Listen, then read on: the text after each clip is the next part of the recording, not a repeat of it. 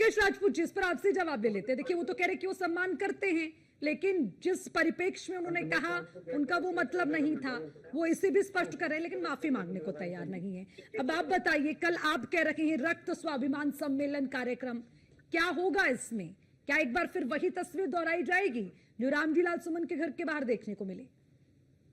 जी नहीं, ये एक शांतिपूर्ण जयंती मनाई जा रही है, जिसमें आपके जो रामजी लाल सुमन जी हैं, जिन्होंने अभद्र टिप्पणी की थी, उसको लेके एक हम शांतिपूर्ण जयंती मना रहे हैं और सरकार से कुछ मांगे रखी है हमने, जिनका जवाब हमने मांगा है कि पहली तो अपनी मांग ये है कि रामजी लाल सुमन के जो बैठते हैं वहां, उसका इस्तीफा दिया जाए, वहां से बर्खास्त किया जाए।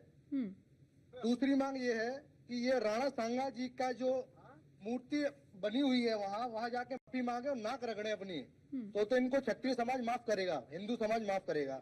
इसके अलावा इनको कोई कुछ कह भी नहीं रहा है, ना इनसे कुछ बोलने, क्योंकि बुजुर्ग हैं ये बुजुर्ग से क्या बोले, क्या कहें इनसे, क्योंकि जो समाजवादी पार्टी की जो गलतियां हैं वो पहली गलतियां नहीं है, इससे पहले भी कई गलतियां की हैं, क्योंकि इनकी सोच ही इतनी गंदी है कि आप सोच नहीं सकते। ना तो किसी नारी को सम्मान देते हैं ये, ना किसी महान भगवान है जो हमारे राणा सांगा जी, उनको सम्मान देंगे, क्योंकि औरंगजेब और बाबर की औलादे हैं, तो इनको वही आक्रांताएं अच्छे लगते हैं, इसके अलावा इन्हें कोई अच्छा नहीं लगता। नहीं, और रही बात लोकेश राजपूत जी, आप मुझे ये बताइए, आप कानून लोकतंत्र का तो सम्मान करते हैं जी, या उसको हाथ में लेना आपके लिए बाएं हाथ का खेल है? जी नहीं, हम कानून का, लोकतंत्र, संविधान का परे दिल से अपने मन से सम्मान करते हैं, और इसी को मानते हुए हम लोग शांतिपूर्ण तरीके से यह जयंती मना रहे हैं और अपनी शांतिपूर्ण तरीके से मांगों को रखेंगे। ना हमें किसी से लड़ना है, जो हमें दिखाना था वो हम दिखा चुके हैं। तो ये अल्टीमेटम किस बात का है? अल्टीमेटम किस बात का है?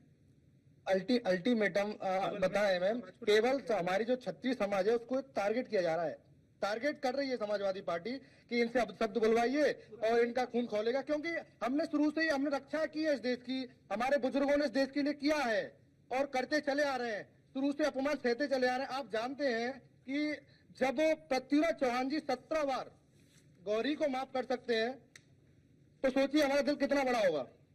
तो हम शुरुआत से माफिया माफ करते चले आ रहे हैं, अब इतना नहीं सहेंगे।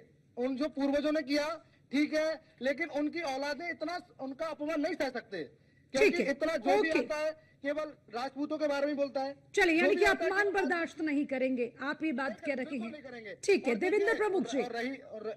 और रही देखिए हुकुम, इन्होंने बोला है ना, रात को मेरे सपने में सुमन जी आए, मेरे सपने में आए सुमन जी, बोले भाई कैसे भी माफ कर दो, अपने जितने भी ऊपर बैठे कद्दावर लोग हैं, मैं माफी मांग रहा हूँ, नाक रगड़ रहा हूँ, प्लीज मुझे माफ कर दो, गलतियां हो गई। तो सोचिए, जब सपने में आके माफी मांग सकते हैं, तो कल हमें लग रहा है वो माफी मांगेंगे और हमारी बातों को सरकार मानेगी।